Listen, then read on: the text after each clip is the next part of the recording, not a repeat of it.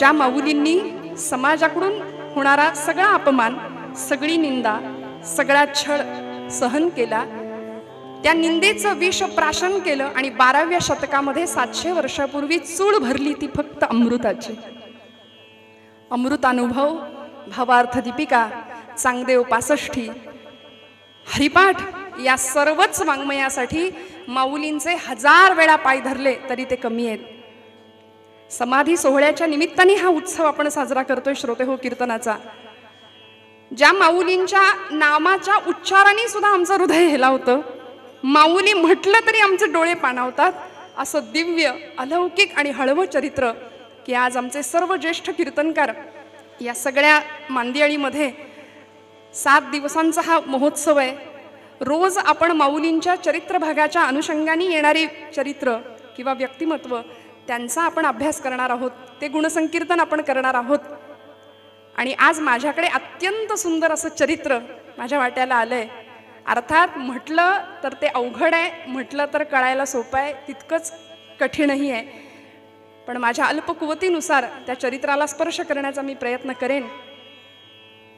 ज्ञानेषु भगवान विष्णु निवृत्तीर भगवान हरः सोपानो भगवान ब्रह्मा मुक्ताख्या ब्रह्मचित्कलाः. आमच्या मुक्ताबाईंचं वर्णन ब्रह्मचित्कला असं केलंय.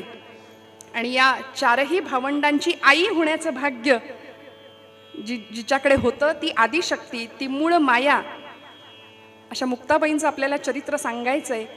पण माऊलींनी सांगितलेला भाव आधी समजावून घेऊया आणि चरित्राला स्पर्श करूया. माऊली काय म्हणतात? ज्ञानराजांना वास्तविक जगाने काय दिलं? फक्त हाल अपेष्टा यातना. भिक्षा मागायला जाणाऱ्या माऊलींच्या झोळीमध्ये कुणीतरी भिक्षा घालावी, खासकन कुणीतरी ती झोळी ओढून घ्यावी, सगळं पीठ खाली सांडून द्यावं, सांडलेलं पीठ भरता येऊ नये म्हणून पिठात रेघोट्या ओढाव्यात, असं काय पाप केलं होतं? पण तरी सुद्धा इतकं प्रेम, इतकं ओतप्रोत भरलेला भगवंताविषयीचा अनुराग, भक्ती हे सगळं हृदयामध्ये होतं. आणि परमेश्वराकडे असंच मागणं मागत होतं ते हृदय की जे खळांची व्यंकटी सांडू, दुष्टांचा दुष्टपणा जाऊ दे, इतकं उदात्त मागणं जगाच्या पाठीवर कुणीच नसेल मागितलं श्रोते हो. मागणाराही तितक्याच ताकदीचा आहे आणि देणाराही तेवढ्याच ताकदीचा आहे. असं ताकदीचं मागणं माऊलींनी विश्वात्मक भगवंताकडे पसायदानाच्या रूपाने तुमच्या माझ्याकरता मांडलंय, मागितलंय. प्रस्तुतच्या अभंगामध्ये माऊलींनी मुक्त अवस्था प्राप्त करण्याकरता कुठला क्रम आधी अनुसरावा लागेल, अर्थात आचार्यांनी सुद्धा जीवनमुक्तीचा क्रम आम्हाला सांगितलाय. सत्संगत्वे निसंगत्वम, निसंगत्वे निर्मोहित्वम, निर्मोहित्वे निश्चलत्वम, निश्चलत्वे जीवन्मुक्ती. जीवनमुक्त स्थितीला पोहोचायचं असेल तर आपल्याला निश्चल व्हावं लागेल, निश्चल होण्याकरता आपल्याला निर्मोही व्हावं लागेल, निर्मोही होण्याकरता आपल्याला निसंगी व्हावं लागेल आणि निसंग होण्याकरता आपल्याला सत्संग करावा लागेल. माऊलींचा हरिपाठातलाच अभंग आहे, संतांचे संगती मनोमार्ग गती आकळावा श्रीपती येणे पंथे. हा जो पंथ आहे ना तो भक्तीचा. माऊलींनी काय, समर्थांनी काय, आमच्या अनेक संत मांदियाळींनी हाच पंथ आम्हाला सोपा करून शिकवला. म्हणून समर्थ सुद्धा म्हणतात मना सज्जना भक्ती पंथेची जावे. हाच पंथ संतांनी आम्हाला सांगण्याचं कारण की तो पंथ सुलभ आहे, सोपा आहे. वास्तविक त्यांनी अवघड उपासना केली आणि आम्हाला सोपं करून शिकवलं. म्हणूनच त्यांना संत म्हणतात की नाही हो, अवघडातलं अवघड तत्वज्ञान सोपं करून आईच्या मायेनी. म्हणून उद्धव स्वामी म्हणतात ना की एखाद्या आईनं बाळाला घास भरवावा तसं माझी समर्थ माऊली आहे. इतक्या प्रेमाने संत आम्हाला भक्तिज्ञान शिकवतात. आणि आज आमच्या ज्ञानोबा माऊली प्रस्तुतच्या अभंगामध्ये आम्हाला भावमहात्म्य तर सांगतातच, पण पारमार्थिक जीव ज्या मुक्तीसाठी तळमळतोय, ज्या मुक्तीसाठी धडपडतोय, ती मुक्ती अशी सहज नाही मिळणार. ती मुक्तावस्था जर प्राप्त करायची असेल तर त्याकरता सगळ्यात पहिली पायरी ज्ञानराज माऊली या अभंगामध्ये अगदी सुरुवातीचा शब्द वापरून सांगतात, भावे विण भक्ती. भाव आणि भक्ती हा संबंध जसा आहे तसा भक्ती आणि मुक्ती हाही संबंध माऊली सांगतायत. भक्ती विण मुक्ती बळे विण शक्ती बोलू नये. अंगामध्ये कुठलीही ताकद नसताना शक्तीच्या वल्गना गप्पा मारणारी माणसं जशी असतात की नाही, तसं माऊली म्हणतात भावाशिवाय भक्ती नाही आणि भक्तीशिवाय मुक्ती नाही. हा सरळ अर्थ आहे. कैसेनी दैवत प्रसन्न त्वरित. माऊली प्रश्न विचारतात पारमार्थिक उतावीळपणा करणाऱ्या एखाद्या भक्ताला. परमार्थामध्ये उतावीळपणा बरा नाही, पण अशा एखाद्या उतावीळ भक्ताला माऊली असं म्हणतात, कैसेनी दैवत प्रसन्न त्वरित. मला सांग, देव काही इतका सोपा आहे? सहज आहे? तू भक्तीला लागशील आणि लगेच परमात्मा असा समोर उभा राहील, एवढं सोपं आहे का हो? असं नाहीये. माऊली म्हणतात, उगार आहे निवांत शिणसी वाया. उगा निवांत आहे, वाया का शिणतोयस, का कष्टतोयस? आणि ज्या प्रपंचासाठी सगळा सायास जो चालू आहे ना, वास्तविक तो प्रपंच आम्हाला कसलाही लाभ द्यायला तयार नाही. सायास करिसी प्रपंच दिननिशी हरिसी न भजसी कवण्या गुणे. पुन्हा माऊली प्रश्न विचारतात. हरिपाठामध्ये थोडीशी पित्याची भूमिका आहे बरं का, आणि ज्ञानेश्वरीमध्ये आईची भूमिका आहे. प्रश्नच विचारलेत. बाप जसा आपल्या लेकराला असं उत्तर विचारतो ना, ठामपणे काहीतरी समजावून सांगण्याचा प्रयत्न करत असतात, त्या पद्धतीनं माऊली विचारतात, सायास करिसी प्रपंच दिननिशी हरिसी न भजसी कवण्या गुणे. आयुष्यभर ज्या प्रपंच करता तू धडपडतोस, झिजतोस, कष्टतोस, वास्तविक त्यातून काहीही लाभ होत नाही. मग ज्या हरिजपामुळे जीवनाला कृतार्थ अवस्था प्राप्त होईल असा हरिजप तू का करत नाही?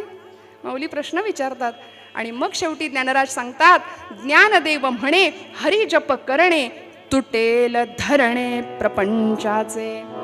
असा हरिजप जर आम्ही केला तर हा जो प्रपंच आम्हाला असा घट्ट कवटाळून बसलाय की नाही, ते धरणं धरून बसलाय म्हणाले, ते सगळं संपेल. आणि मुक्तावस्था अद्वैत अनुभूती आल्याशिवाय राहणार नाही, एकरूपत्व आल्याशिवाय राहणार नाही. जसं ज्ञानोबांचा एक अभंग आहे, मी माझे मोहित राहिले निवांत एकरूप तत्व देखिले गे माये. काय अनुभव आहे? एकत्वाचा अनुभव या मंडळींनी घेतला आणि तो आम्हाला मिळावा अशी त्यांची धारणा होती.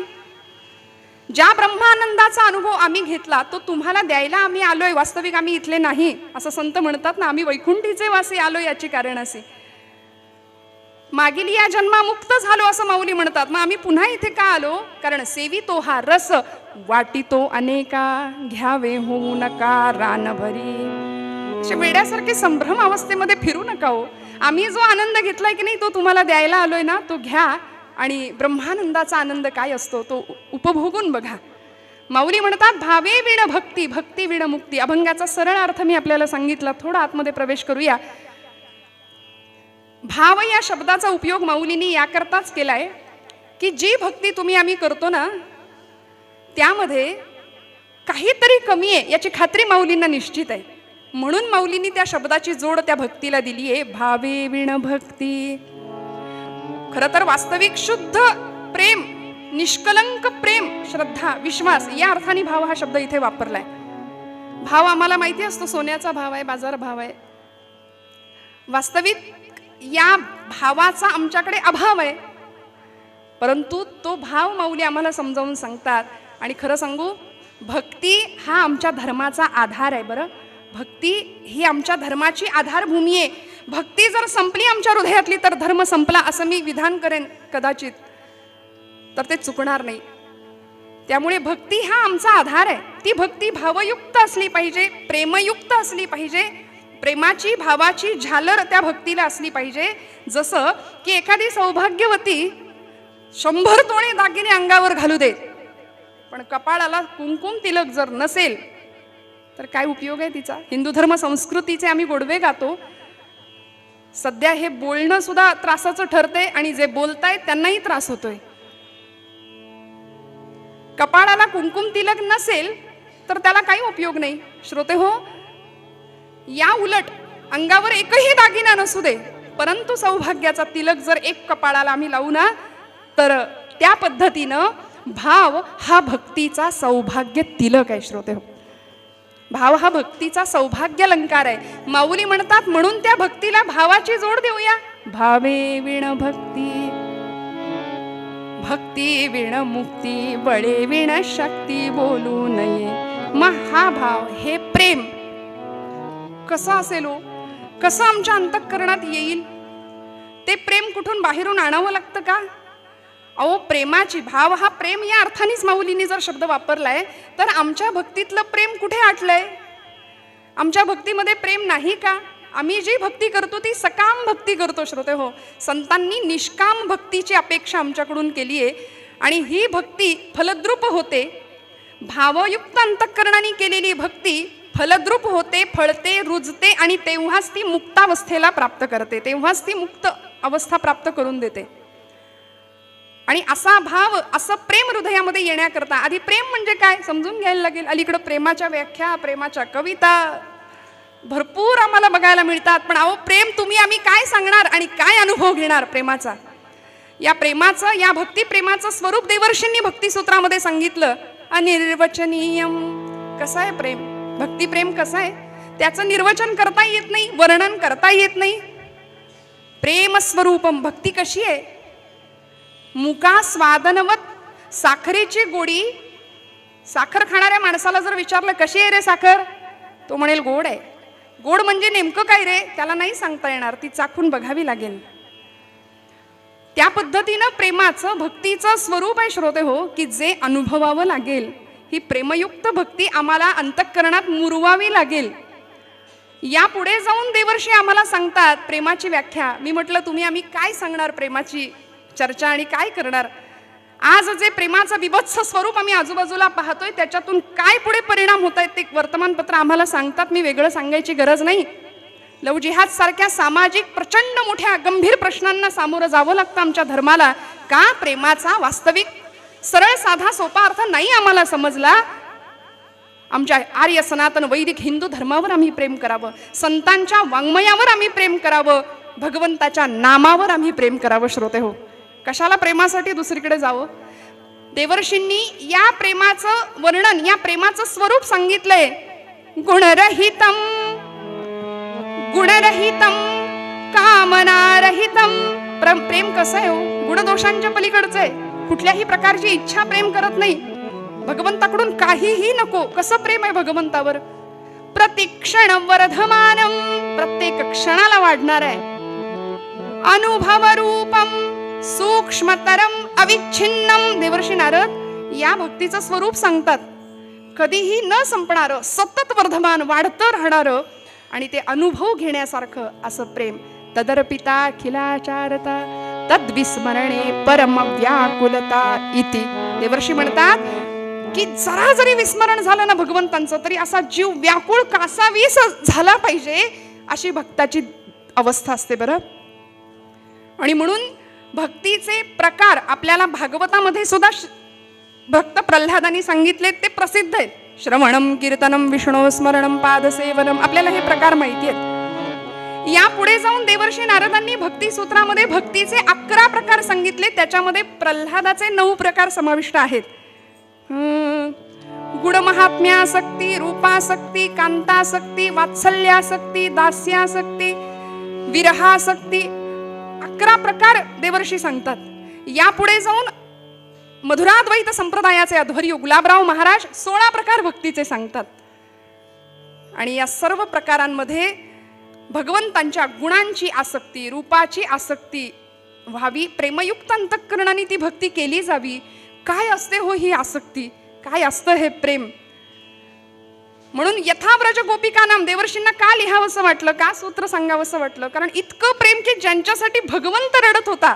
एवढंच नाही, तुका म्हणे त्याचा देव सर्व भार चालवी कामार होऊन या. भगवंत प्रसंगी अशा भक्तांचा दास होतो. कामार म्हणजे सेवक, सेवक होतो, गडी होतो. वाटेल ती कामं अशा भक्तांच्या घरी भगवंतांनी केलेली आहेत. श्रोते हो, आपल्याला उदाहरण माहिती आहेत. गोकुळामध्ये ज्यावेळी भगवान गोपाल कृष्णांचा जन्म झाला, भगवंतांची रूपासक्ती काय आहे बघा. जन्म झाला आणि यशोदा माता म्हणाली उत्सव म्हणावं, उत्सव. गोकुळामध्ये भगवंत आलाय, गोपाळ कृष्ण, आणि त्याला बघण्याकरता सगळ्या गोकुळवासियांनी गर्दी करावी. ही गर्दी सगळ्या गवळणी अक्षरशः त्या नंदांच्या वाड्यासमोर मोठीच्या मोठी रांग लागावी. सगळ्या गोपी अगदी नटून थटून साज शृंगार करून कुठे आल्यात? कृष्णाला बघायला, भगवंतांना बघायला. नंदाचा नंदन देखिला नंदाचा नंदन. संत म्हणतात तेणे वेधियले मन. असा राजस सुकुमार मदनाचा पुतळा, त्याच्या रूपाचं वर्णन करायला संतांना शब्द कमी पडावे इतकं वर्णन त्याचं केलंय. मग त्या रूपाला पाहण्याकरता सगळ्या गोपी आलेल्या आहेत आणि त्या सगळ्या गोपींच्या मध्ये अगदी 90-95 वर्षाची गवळण होती बरं का. एक गोपिका होती. ऐकलेला दृष्टांत आहे पण खूप गोड आहे, आवरत नाही मोह म्हणून सांगून पुढे जाणार आहे की अगदी 90-95 वर्षाची ती गवळण कृष्णाला बघायला आली आहे. घाई गडबडीने आली आहे की मलाही कृष्णाला बघायचं आहे. प्रत्येकीच्या हातामध्ये सोन्याच्या मोहरा आहेत, चांदीच्या मोहरा आहेत, काहीतरी धनधान्य आहे, काहीतरी वस्तू घेऊन त्याची दृष्ट काढायला प्रत्येक जण समोर आहे. उतावीळ झाली आहे त्याला बघण्याकरता. आणि ही 90 वर्षाची गवळण अशी रांगेमध्ये येऊन उभी आहे.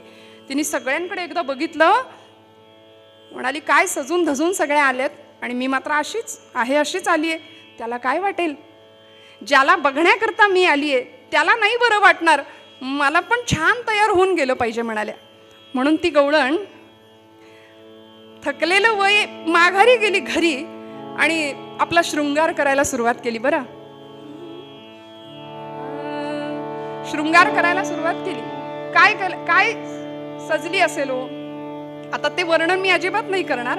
पण झालं असं, आपला जुना शालू तिने काढला, वय झालं होतं, शरीराला कंप सुटलेला, थोडंसं उलटा नेसला गेला बरं का. भरजरी किनार उलटी झाली, थोडंसं मेकअप करायला फसलं, जराशी चुकलं आणि झालं असं, होठो पे काजल नयनो में लाली. काय झालं, काय वर्णन आहे? होठो पे काजल नयनो में लाली, गालों पे टिकली लगाते चले, दीवानी बनी दीवानी बनी.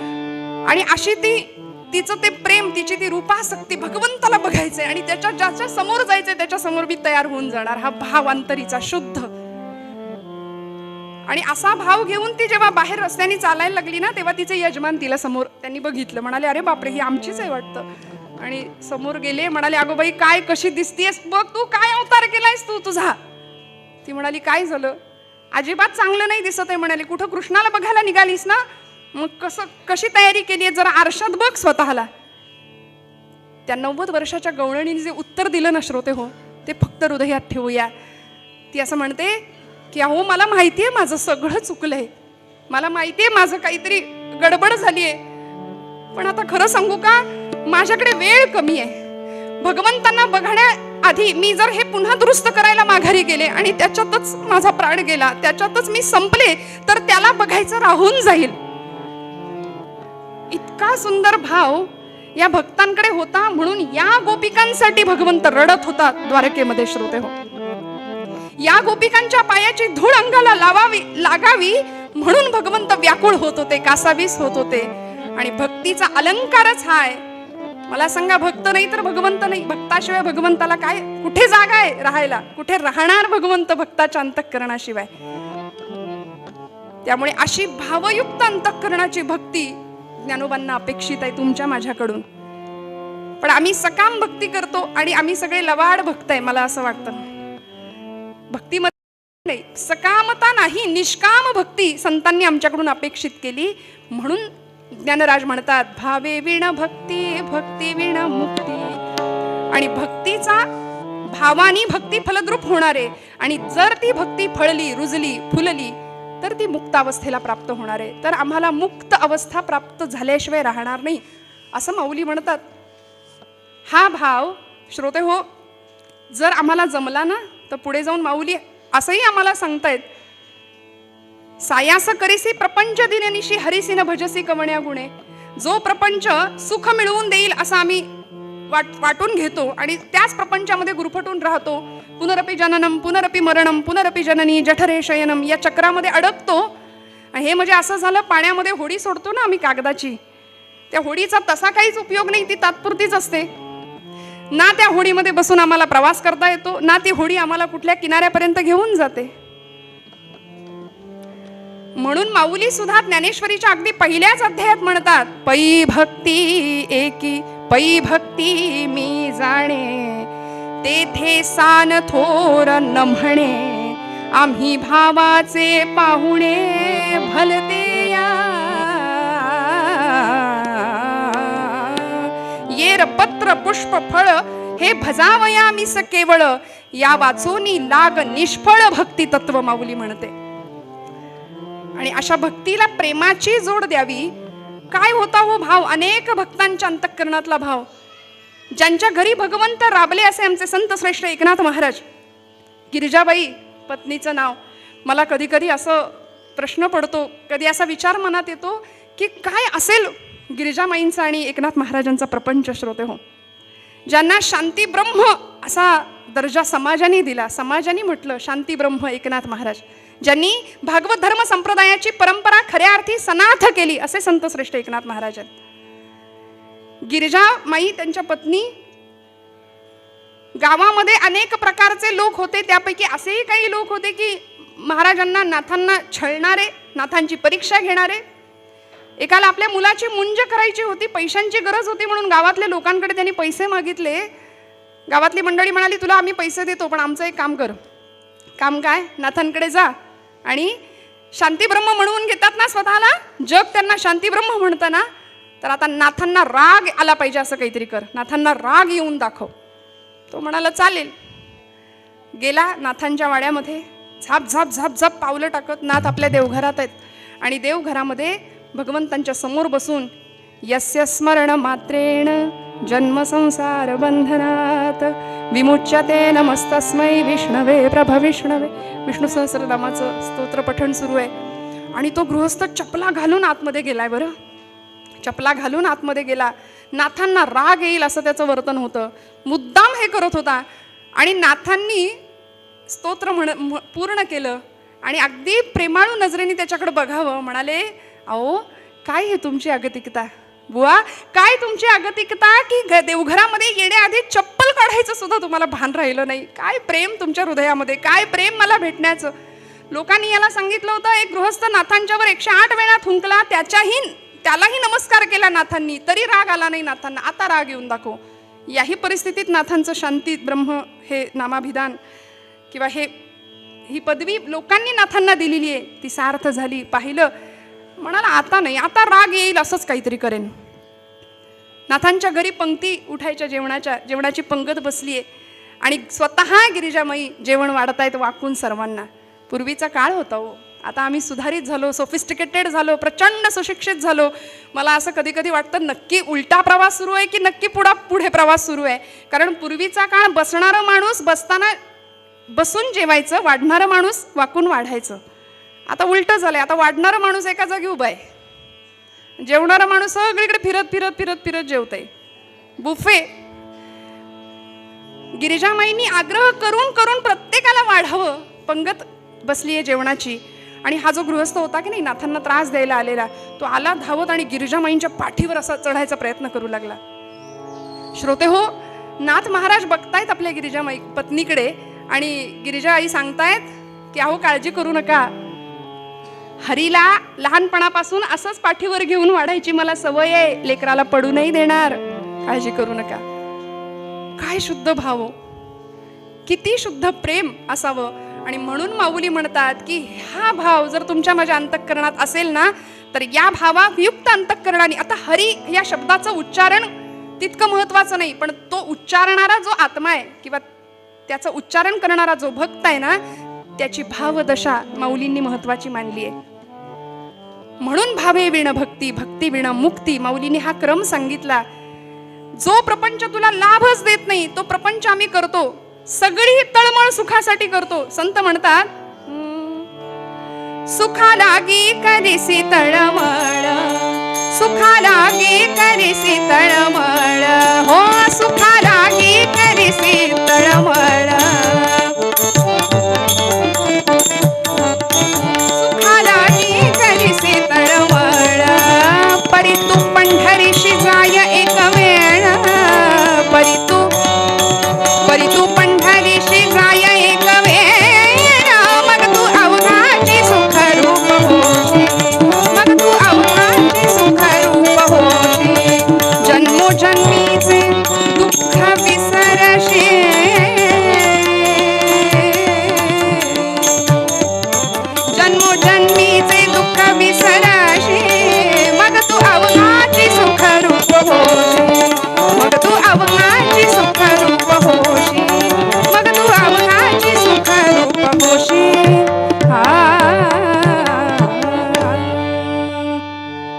जन्मोजन्मीचे दुःख विसरशी, मग तू अवघाचे सुखरूप होशी.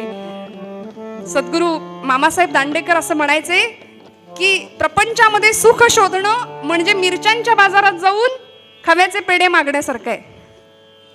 मिरच्यांच्या बाजारात गेल्यानंतर तिथे ठसकाच लागणार, डोळ्यात पाणीच येणार, हे गृहीतच धरावं ना.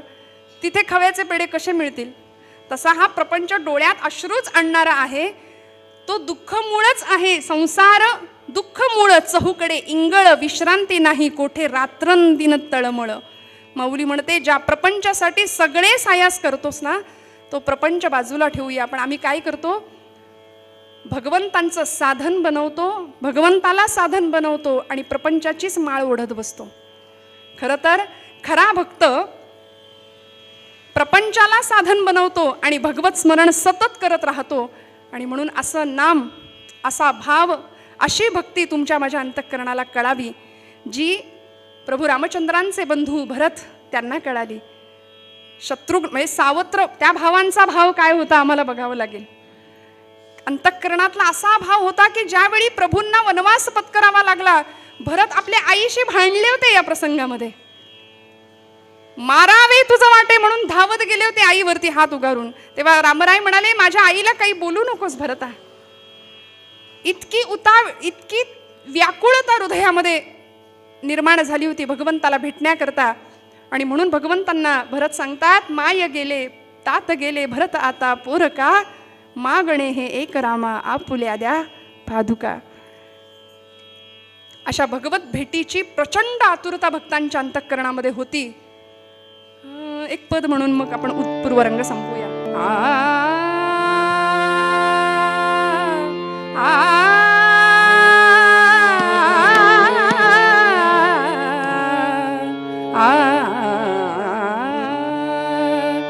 ज्यावेळी प्रभू निघाले ना वनवासाला, भरत मागे मागे मागे मागे जात होता. भरद्वाज ऋषींच्या आश्रमामध्ये भगवंत थांबले होते, कळालं, धावत मागे गेले आणि ज्या ठिकाणी भगवंत बसले होते त्या जागेवर असा हात फिरवत होते. रामा, काय भक्ताचं लक्षण असावं. भागवतामध्ये नवयोगेश्वरांनी जनकाला भक्त लक्षण सांगितलंय. त्रिभुवन विभव हे तवेप्य कुंठ स्मृती रजितात्मसुरादिभिर्विमृग्यात न चलती भगवत पदारविंदा लव निमिषार्धमपि यस्स वैष्णवाग्रहा. वैष्णवाची व्याख्या, भक्ताची व्याख्या सांगितली आहे. आणि असाच भक्त हात फिरवतायत आणि रामाला सांगतायत, कधी भेटे वनवासी वियोगी रामचंद्राला, कधी भेटे. गेली आई देवाकडे गेली मुक्ते. रोजच तर जाते, रोजच जाते ना देवाला. आत्ता येईल दादा, एवढ्यात रडतोस काय?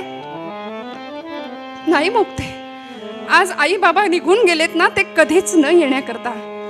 आई बाबा येणार नाहीत आता परत. काय म्हणालास दादा? निवृत्तीनाथांच्या जवळ गेली मुक्ताबाई आणि निवृत्तीनाथांना हळूच म्हणते, दादा आई कधीच येणार नाही. नाही मुक्ते. मग दादा तुला आई कुठली रे? 4 वर्षाचं वय आहे श्रोते. दादा तुला आई कुठली? निवृत्तीनाथांना हुंदका अनावर झाला. मुक्ताईला जवळ कवटाळलं, डोक्यावरनं हात फिरवला आणि म्हणाले, मुक्ते आजपासून तू माझी आई, तू माझी आई. म्हणून मुक्ता नाही, मुक्ताबाई नाही, मुक्ताई. तू माझी मुक्ताई. मुक्तपणे मुक्त, श्रेष्ठपणे श्रेष्ठ, सर्वत्र वरिष्ठ आदिशक्ती, सर्वत्र वरिष्ठ आदिशक्ती. मुक्तपणे मुक्त, श्रेष्ठपणे श्रेष्ठ, मुक्तपणे मुक्त, श्रेष्ठपणे श्रेष्ठ, सर्वत्र वरिष्ठ आदिशक्ती. हो सर्वत्र सर्वत्र वरिष्ठ आदिशक्ती.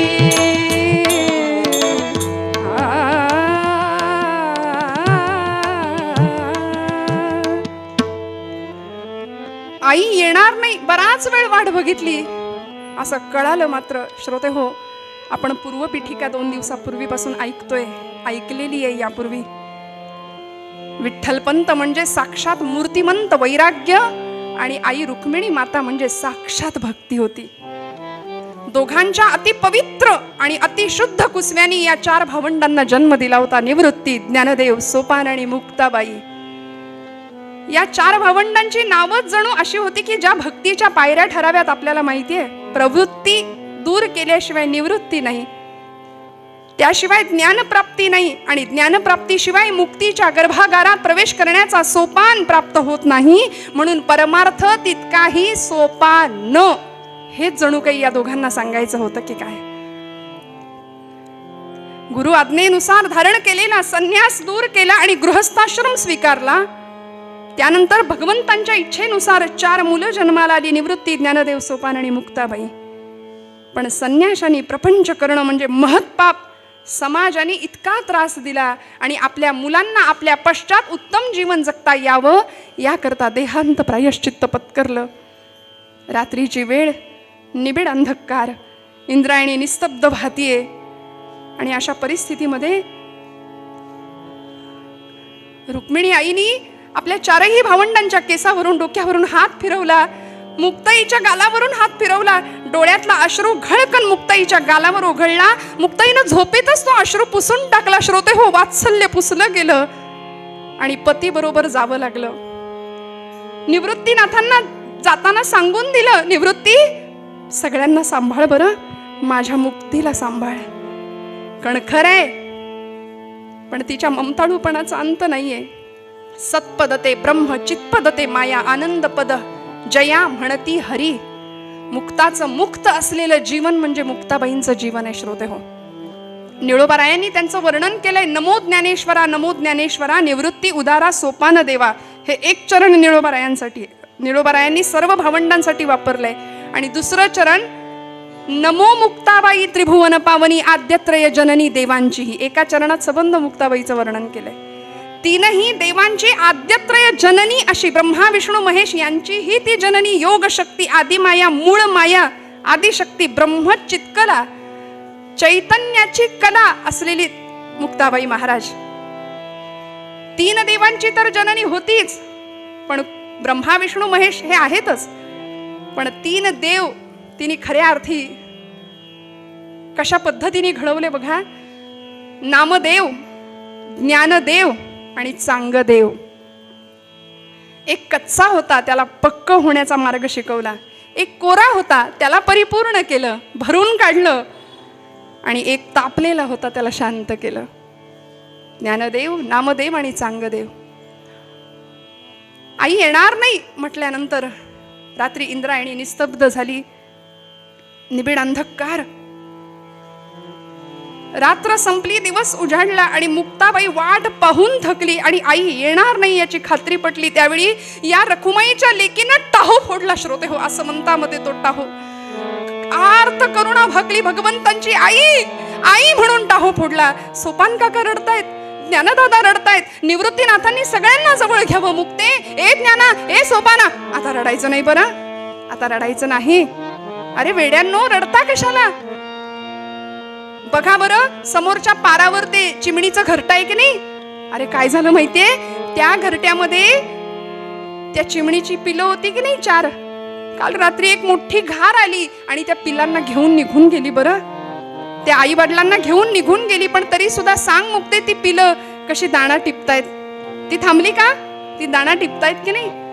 मुक्ता, ज्ञाना, आपल्याला थांबून नाही चालणार. निवृत्ती दादा सगळ्यांना समजावतायत, मुक्ताईला समजावतायत. आणि मुक्ताईने एवढं ऐकलं मात्र. 4 वर्षाची परकरी पोर मुक्ताबाई आमच्या महाराज पटकन परकराचा ओचा खोवला, पाण्यात शेण कालवून आणि सडा टाकायला सुरुवात. ज्ञानदादा बघतो काय, अरे जा भिक्षा मागायला. निवृत्तीनाथ, ज्ञानदेव भिक्षे करता बाहेर पडले आणि सडा टाकणाऱ्या मुक्ताईकडं बघितलं. शेजारच्या कुंभारवाड्यातली लक्ष्मी आत्या धावत आली आणि पदराचा बोळा तोंडात कोंबूनच मुक्ताईला अक्षरशः हंबरडा फोडला. मुक्ते, काय झालं ग? आता सांत्वन कुणी कुणाचं करायचं? पण ही 4 वर्षाची आदिमाया ब्रह्मचित्कला काय म्हणते माहितीये? लक्ष्मी आत्या, रडू नकोस ग. माझी आई म्हणायची, भरल्या घरात रडू नये, रडू नकोस ग. लक्ष्मी आत्या म्हणतीये, कुंभारीण होती शेजारची, त्यांनी सांगावं, लय सोसलं ग दोघांनी मुक्ते. आणि एवढ्यात ज्ञानादादा यावेत. ज्ञानादादांनी सांगावं, आत्या तू कुंभारीण ना ग, मडकी बनवतेस, घट बनवतेस. मला सांग, एका घटामध्ये गाईचं शुद्ध लोणी असतं, दही असतं, आणि एका घटामध्ये संस्कारासाठी वापरलेला जाणारा अग्नी असतो ग. घटा घटांचे रूप आगळे, प्रत्येकाचे दैव वेगळे.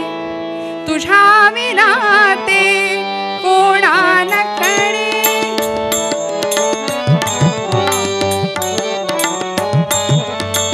तुझ्या विना ते कोणा न कळे.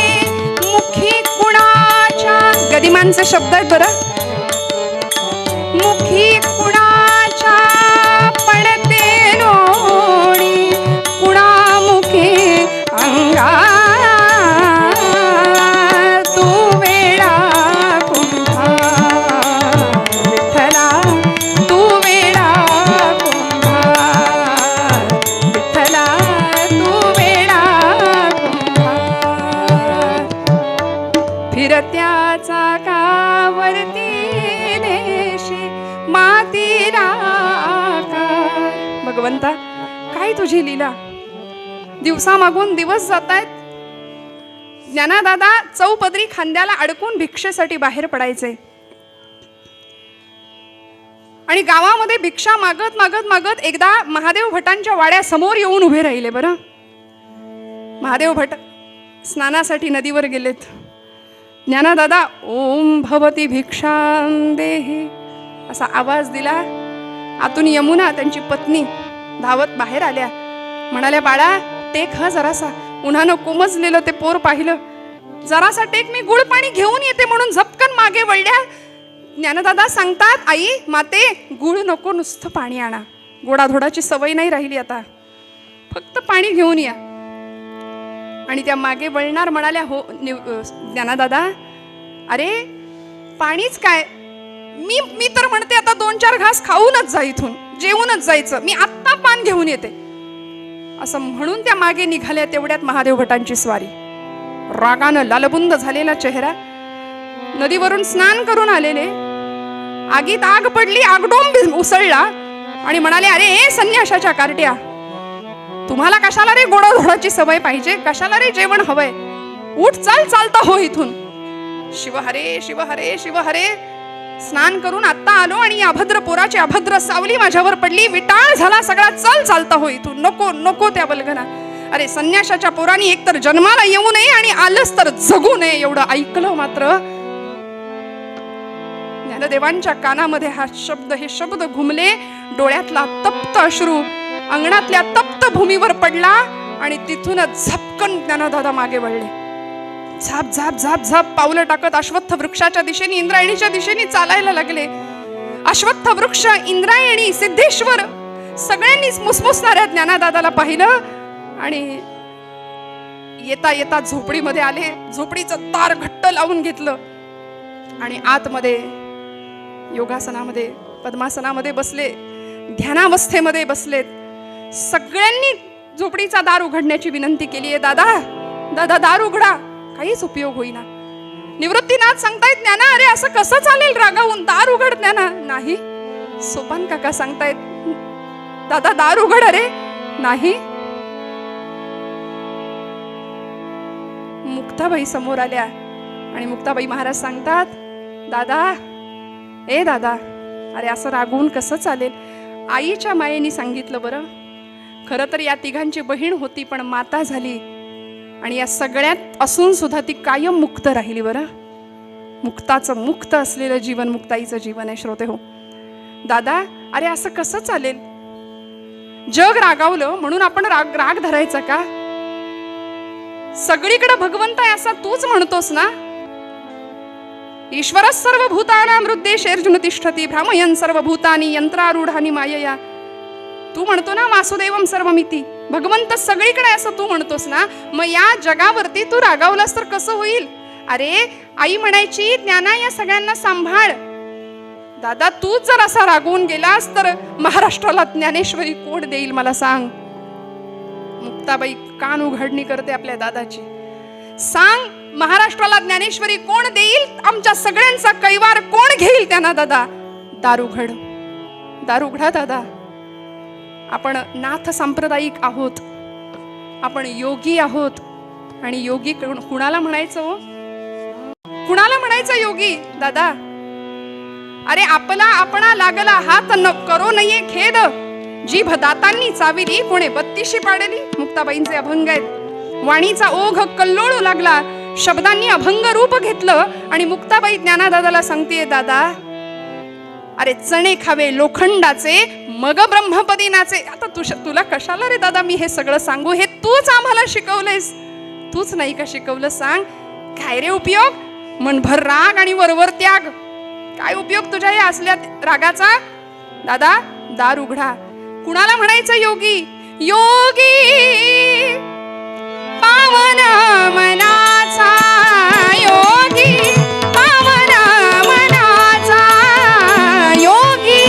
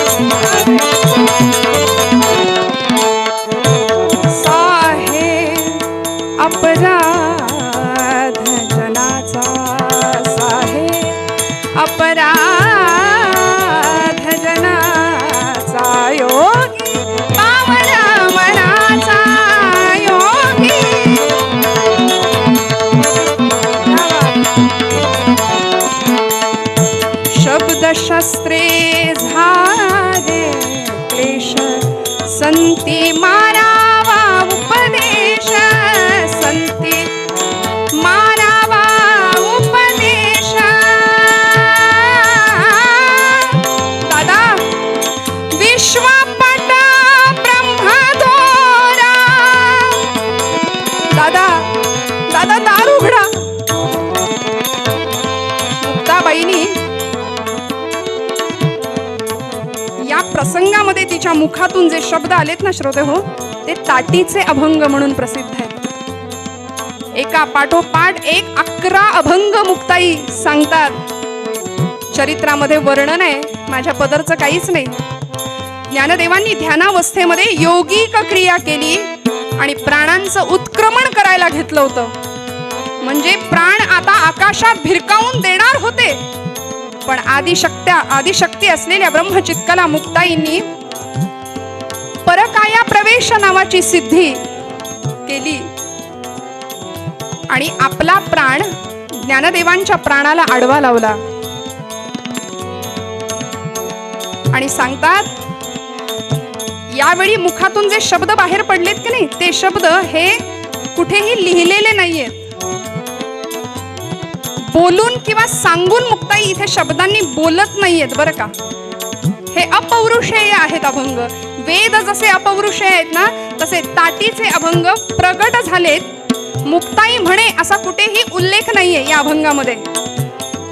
मुक्ताई ज्ञानदादांना सांगतेय, विश्वपट ब्रह्मदोरा, ताटी उघडा ज्ञानेश्वरा, ताटी उघडा ज्ञानेश्वरा.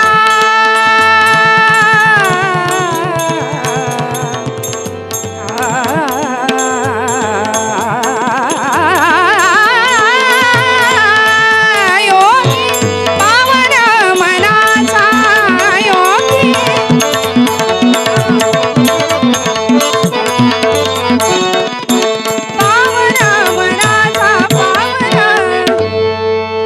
दादा आपण तरुणी विश्वतारा, ताटी उघडा ज्ञानेश्वरा.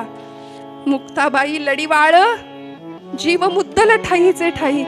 दादा दार उघडाल का, दार उघडाल का. मुक्ताबाईचा आर्त टाहो ज्ञानदेवांच्या हृदयापर्यंत पोहोचला आणि वाऱ्याच्या सुसाट वेगाने ज्ञानदेव उठलेत. झोपडीचा दरवाजा उघडला आणि एखाद्या आईला लेकरू कसं कवटाळतं तसं मुक्ताईला जाऊन बिलगले आणि म्हणाले, मन निवाले निवाले समाधान झाले. मन निवाले निवाले हा अनुभव कैवल्य साम्राज्य चक्रवर्ती ज्ञानदेवांना देणारी मुक्ताई काय अधिकाराची असेल श्रोते हो. दिवाळीचा सण आला. मुक्ते आज दिवाळी, मुक्ते आज दिवाळी, बंधू आम्ही तुझे असे येत.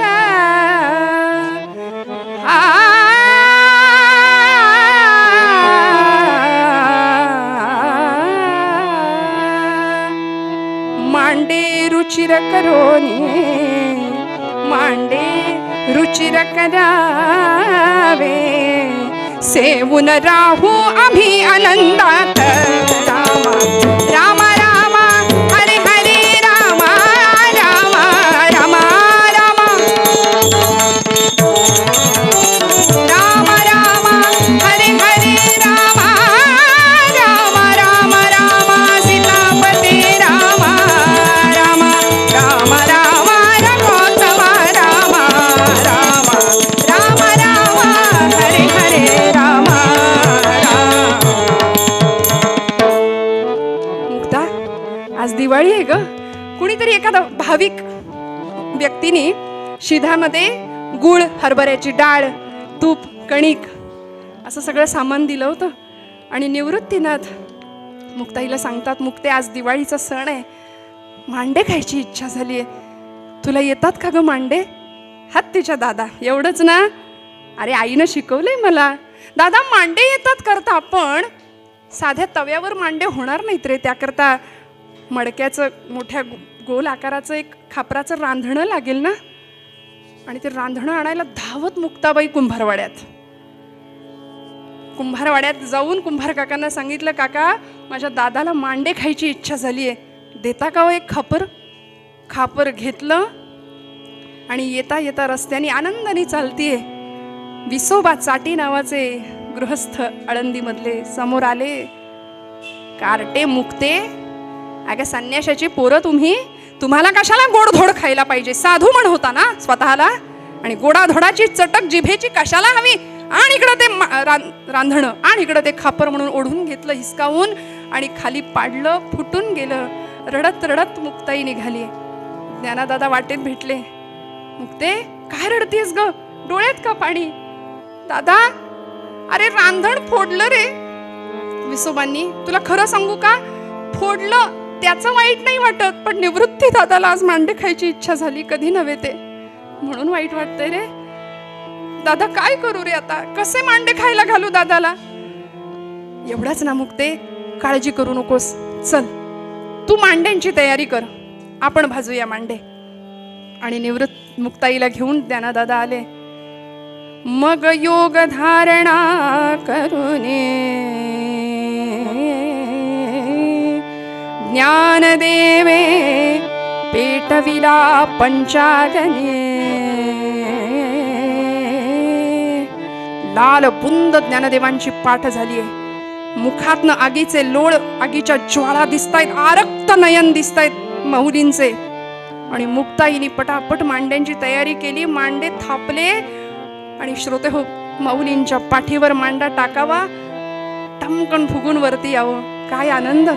इकडे विसोबा विचार करतायत, बघतोच कसे खातायत मांडे म्हणून आले होते. आणि झोपडीच्या त्या झरोक्यातून पाहतायत काय चाललंय आतमध्ये. आतमधला तो चमत्कार पाहिला. सगळे जेवायला बसले श्रोते हो, आणि विसोबा असे त्या झरोक्यातून बघतायत आतमध्ये. मनामध्ये विचार करतायत की हा अमृताचा प्रसाद जर मला मिळाला ना तर सगळी पापं धुवून जातील. पश्चाताप होतोय. आणि मुक्ताबाईंच्या लक्षात आलं, मुक्ताईंनी तिथूनच आवाज दिला, विसोबा असे खेचरासारखे काय उभे आहेत तिथे? खेचर म्हणजे गाढव, त्यांचं नाव होतं चाटी खरं तर, पण आम्ही त्यांना विसोबा खेचर म्हणतो. मुक्ताबाई म्हणतात असे खेचरासारखे काय उभे? आणि अरे गाढवा असं आईच म्हणते की नाही? मुलाला आईच म्हणू शकते, तोच आईचा अधिकार आहे. मुक्ताबाईंनी हा उद्गार काढल्याबरोबर विसोबा अक्षरशः धावत गेले आणि दंडवत लोटांगण प्रणाम घातला सगळ्यांना. आणि आता इथे मुक्ताबाईंनी विसोबांना अनुग्रह केलाय आणि मग ती शिष्य परंपरा पुढे नामदेवांपर्यंत गेली. मुक्ताई गुरु विसोबांनी नामदेवांना अनुग्रह केलाय पुढच्या काळामध्ये. श्रोते हो, हा मुक्ताईंचा आणि या चारही भावंडांचा चमत्कार पंचक्रोशीमध्ये सगळीकडे पसरतोय. आणि त्याच वेळी आपण ज्यांचं चरित्र पुढच्या काळामध्ये ऐकणार आहोत विस्ताराने, असे 1400 वर्ष जगलेले योगी असलेले, 14 विद्या 64 कला प्राप्त केलेले चांगदेव. 64 कला होत्या परंतु 65वी कला उकलुनी दावी आली असं वर्णन केलंय.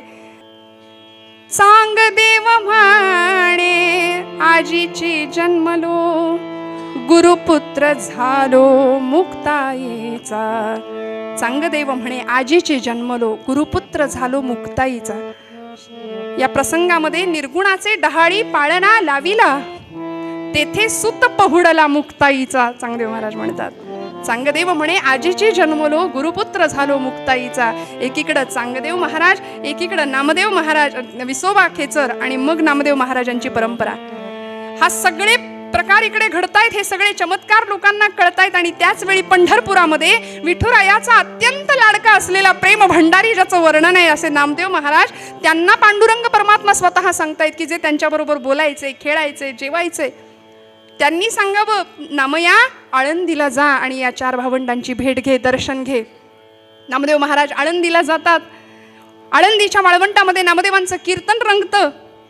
पंढरीच्या लोकांनाही अभिमान, पाया पडती जन एकमेका. या न्यायाने प्रत्येक जण एकमेकांच्या पदस्पर्श करतोय, एकमेकांना नमस्कार करतोय.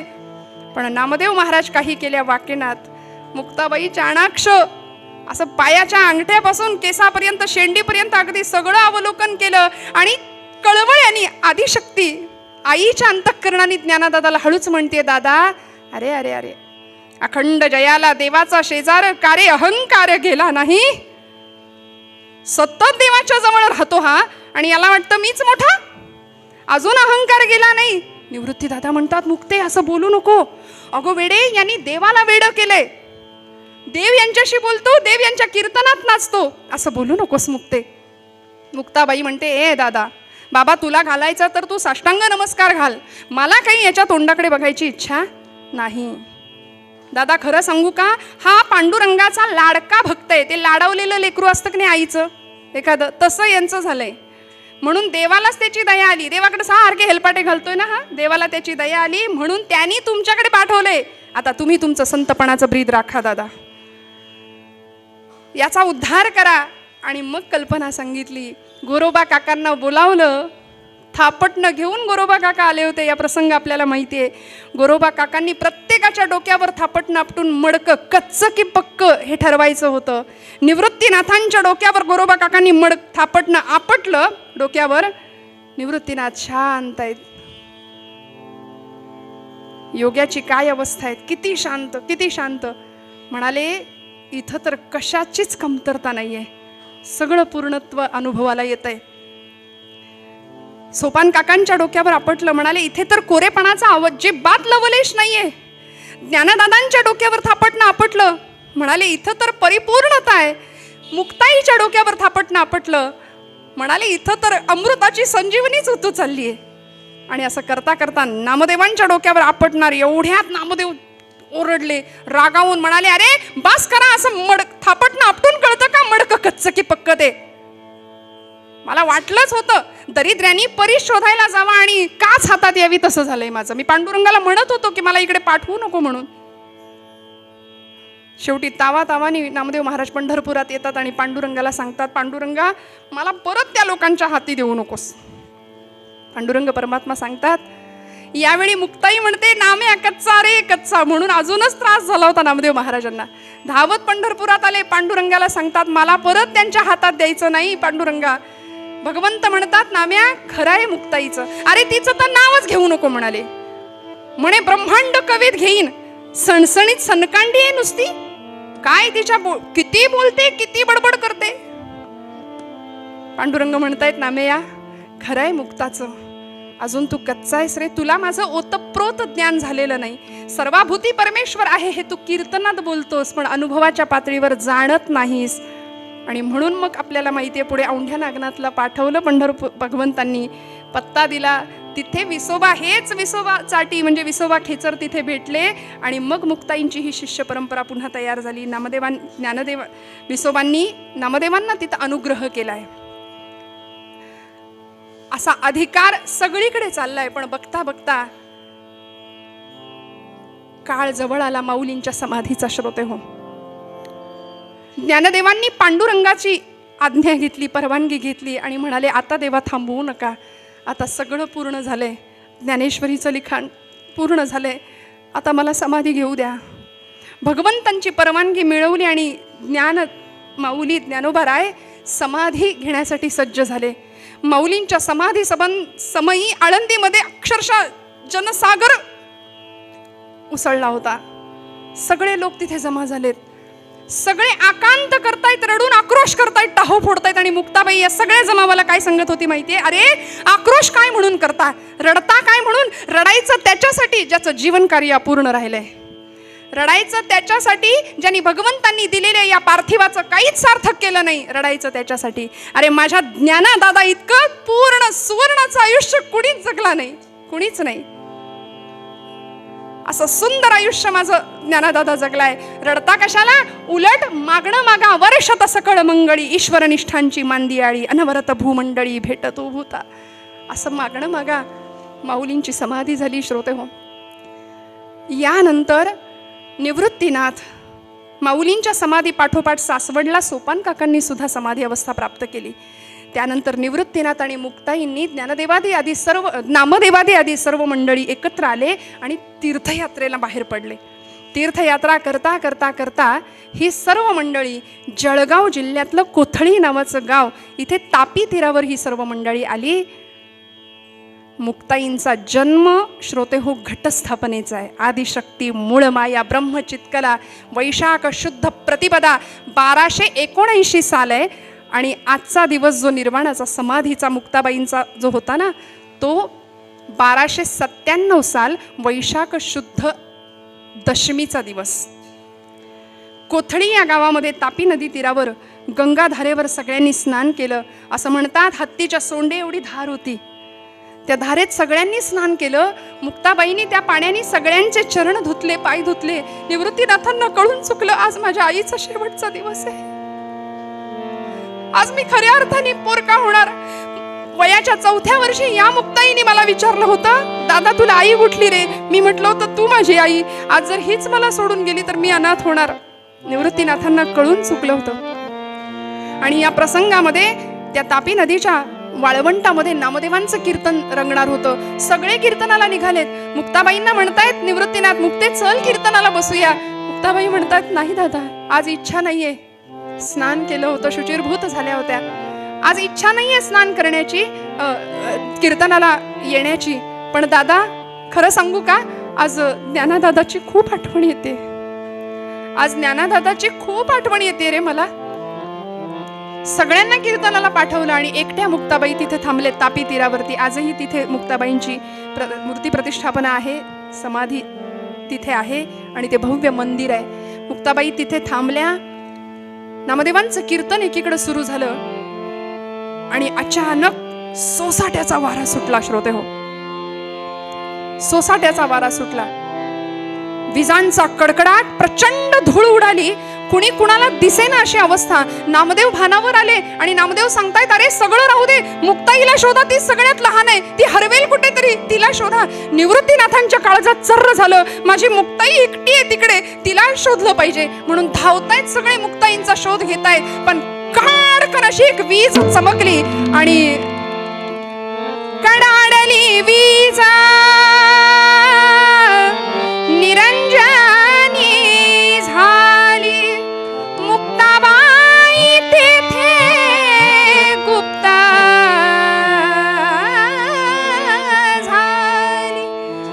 निरंजनी वीज चमकली. नाथ संप्रदायामध्ये मुक्ताबाईंचा हा जो प्रकार आहे ना जाण्याचा, त्याला निरंजनी समाधी असं म्हणतात. की त्या देहानी नाही गेल्या, कुठेही भुयारात, आकाशमार्गे किंवा समाधी अवस्था जलतत्वामध्ये कुठेही नाही, तर विदेह कैवल्य रूपता म्हणजे देहात असून चिरंजीव झाल्या. नाथांनी अभंग लिहिलाय, मुक्ताबाईंचं शरीर महाकल्पापर्यंत चिरंजीव असणार आहे. म्हणून आज तुमच्या माझ्यामध्ये मुक्ताई आहेत, मुक्ताबाई आहेत. त्या गुप्त झाल्या, वीज झाल्या आणि काही क्षणात सगळं शांत झालं. एक छोटीशी बाहुली तिरोभाव रूपाने दिसली होती निवृत्तीनाथांना. ती बाहुली कवटाळली आणि आर्त टाहू फोडला, मुक्ते आई साहेब माझं काही चुकलं का हो? कसलाच त्रास नाही तुम्ही मला दिला. ज्ञानदेवाच्या वेळी मला समाधीची तयारी करावी लागली होती. पत्र पुष्प फल गोळा केली, समाधीची जागा स्वच्छ केली, सगळी तयारी. सोपानाच्या वेळी समाधीची तयारी मी केली, पण मला कुठलाच त्रास न देता मला साधं आलिंगन सुद्धा नाही दिलं. सोपानाला जाताना भेटलो, ज्ञानदादाला जाताना कडकडून आलिंगन दिलं. आई मला भेटली सुद्धा नाही ग म्हणे. आज काय चुकलं माझं? कसलाही त्रास न देता. कारण निवृत्तीनाथ म्हणायचे, मुक्ता आपण कधी स्वस्वरूपी मिळायचं असं जेव्हा म्हणायचे ना, तेव्हा निवृत्तीनाथांना मुक्ताबाई म्हणायच्या, दादा मूळ माया म्हणतोस ना रे मला, मग माझं मी बघून घेईन, माझं मी बघेन, माझी काळजी तू करू नको म्हणायच्या. आणि इथे मुक्त झाल्या खऱ्या अर्थी. आमचे निळोबाराय या सर्वांना प्रार्थना करतात श्रोते हो.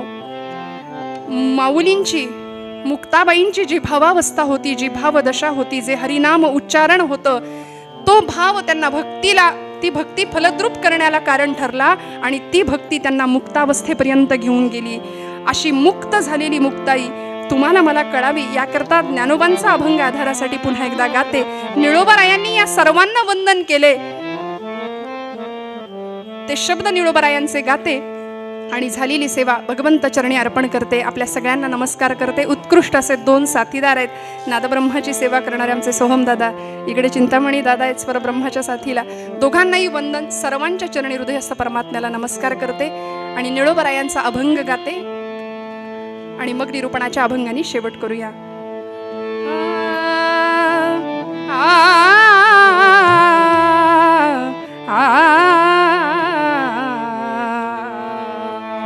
नमो ज्ञानेश्वरा, नमो ज्ञानेश्वरा, नमो ज्ञानेश्वरा, नमो ज्ञानेश्वरा.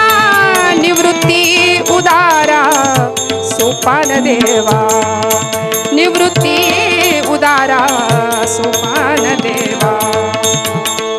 मुक्ताबाई नमो त्रिभुवन पावनी, मुक्ताबाई नमो त्रिभुवन पावनी.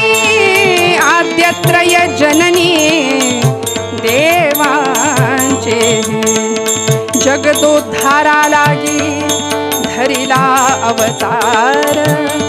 मिरविला पडिवार सिद्धाईचा. नमो ज्ञानेश्वरा, नमो ज्ञानेश्वरा, नमो ज्ञानेश्वरा, नमो ज्ञानेश्वरा, नमो ज्ञानेश्वरा, नमो ज्ञानेश्वरा.